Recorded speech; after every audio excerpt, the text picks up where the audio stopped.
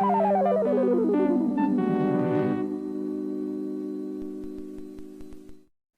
boys and girls. This is your old friend RJ City, and today we'll be watching the trailer to The Howling 3 from 1987. It is an Australian film, so it's sometimes known as The Howling 3 The Marsupials.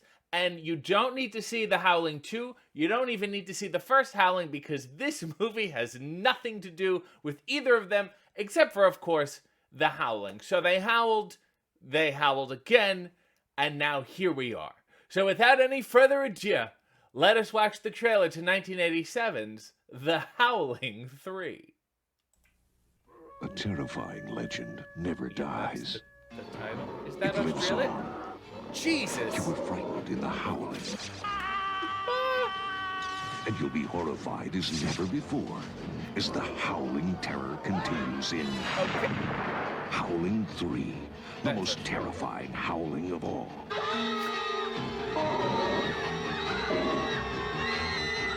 Is this screaming? Just people are screaming? How many more of them there are out there?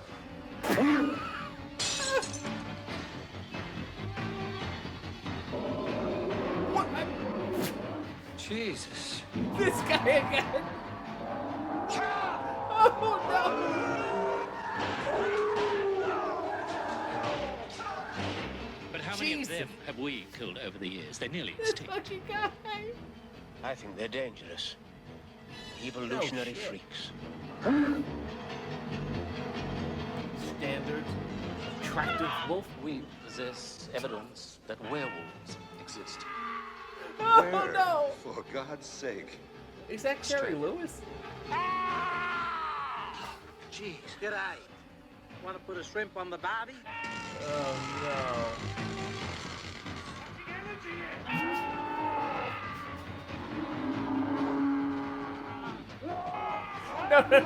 No. This guy. Oh, Jesus. The howling terror continues with a whole new breed of werewolves in Sure. Howling 3. Rated PG-13. Really? The New York Times hailed Howling 3 as the one werewolf movie to see this year. Oh, yes. The New York Daily News called Howling 3 my kind of horror movie. And the Hollywood Reporter claimed that Howling 3 should attract devotees of horror thrillers. It should. It won't, but it should. Holy shit, that was some sort of press reel trailer. So they make it very clear that The Howling 3 is the third in a series of films called The Howling in the beginning. Of course, Howling 1 and Howling 2, and who could forget those? Much like The Godfather, they really sold you on the first film. If you saw the first film, you gotta see the second, you gotta see the third, even though it has nothing to do with. And they really keep the title on the bottom of the screen for a very, very long time to drive it home. The opening shot seems to be New York or Chicago with a full moon. That's very bizarre. Isn't that quite strange? I wonder what could happen. And then we see these creatures. They're not even werewolves. They're, I guess, marsupials. They look like they almost look like bats without wings, but just very large and very wet. And then there's that other odd scene where the couple is in bed, and it seems to be the baby from Eraserhead is in bed with them, and I guess they were making love. They were in the throes of passion. Then it turns into the throes of horror because the Eraserhead baby pops up. I wonder if David Lynch sued. The baby starts screaming. The woman starts screaming. The man starts screaming because the woman and the baby are screaming. And all three are just looking at each other, screaming. Like, and none of them are leaving. They were all naked. Did the Eraserhead baby come out of the woman? Was it part of the sheets? Like a bedbug? Maybe it came out of the man. Maybe it's attached to his genitals. Steve Harvey, who am I to know?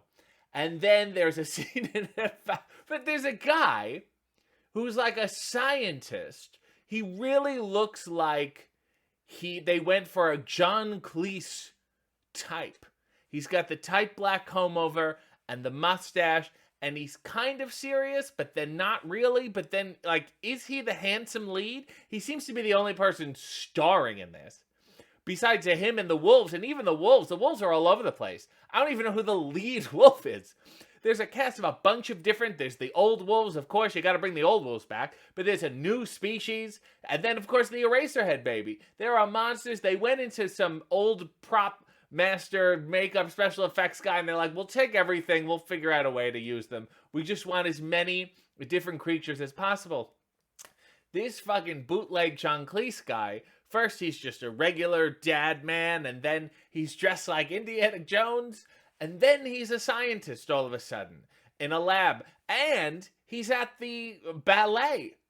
And of course, there's a wonderful scene that looks like it's out of Teen Wolf 2, starring the wonderful Bateman, whatever the fuck his name is.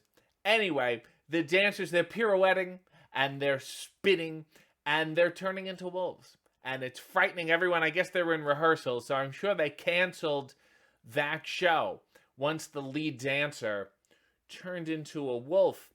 And then it's something about Australia. First, I thought they were in Chicago. Maybe they have to go to Australia to figure this whole thing out.